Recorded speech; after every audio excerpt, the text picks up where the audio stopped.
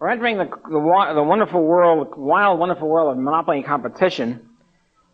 What's happened is that the words monopoly and competition have been changed. They originally meant, I mean, 17th, 18th century, 19th century, and also in the minds of the ordinary person, the average person, public.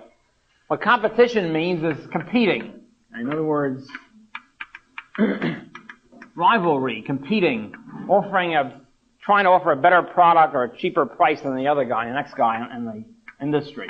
So it means competing, it means active competing. And this is, I say, what the average person thinks of and what businessmen think of when they mean competition. Also, competition can be potential as well as active. Very important point. Even if you have one firm in an industry, it could still suffer or be subjected to the rigors of competition, because if it raises prices and cuts production, another firm might come in and outcompete it, and then it's stuck with the other firm forever. Very important point. In other words, the competition can be potential as well as active. And what business firms hate like more than anything else is to bring in other competitors. They don't like other competitors. And if they put production and raise prices to enjoy what's known as a monopoly price, they will then bring in, with their higher profits, will attract more other capitalists will come in with new equipment and new plants, more modern equipment than this firm has. So, so potential competition is just as powerful as actual competition in the minds of the businessman. So you have competing, which is either actual or potential or both. Monopoly meant, from the 17th century on, meant a grant of exclusive privilege by the government. Means exclusive to either one person or one firm or several firms. Okay, and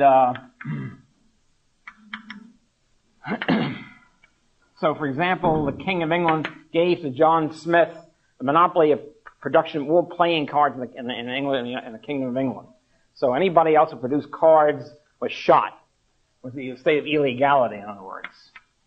Why did he do this? So this means that John Smith benefits, and the consumers suffer, and potential competitors suffer. In other words, if somebody else wants to go into the playing card business, here's price and quantity, say for playing cards, decks of cards. If you say that only John Smith can produce it, it means you're shifting the supply curve to the left, and you're forcing consumers to pay more for a lower product, or a smaller product, and you're keeping out all other competitors, people who will want to produce cards if they were allowed to do it. So in other words, what happens is John Smith benefits, the monopolist, at the expense of, in other words, from a monopoly, who benefits? You should ask yourself this in all cases of government interference anyway. Who benefits and who pays? Whom? In other words, who's screwing whom in any act of government whatsoever?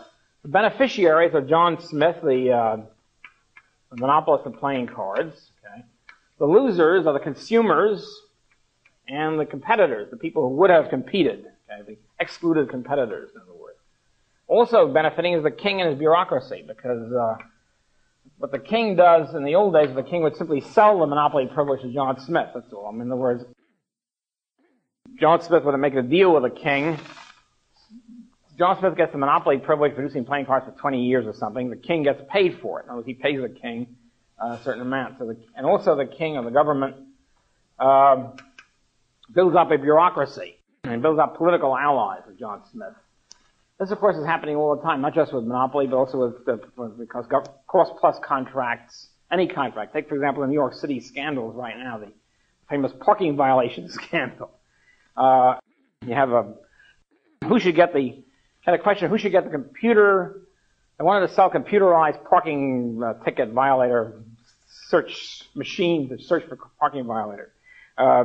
Two companies competed for the contract. Metro, what's the name of it? Metro something, which is an old Motorola, Motorola is an old distinguished computer company. An obscure little outfit called CitySource, CompuSource, right? Nobody ever heard of. CompuSource gets the contract. CompuSource had no money and no computers yet.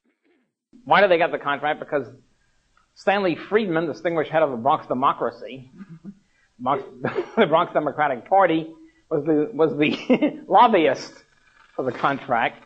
Stanley Friedman had no money, but he was made, as a return for getting the contract, he received a majority shareholdership of the company. In other words, he got $1.5 million in shares as his legal fee.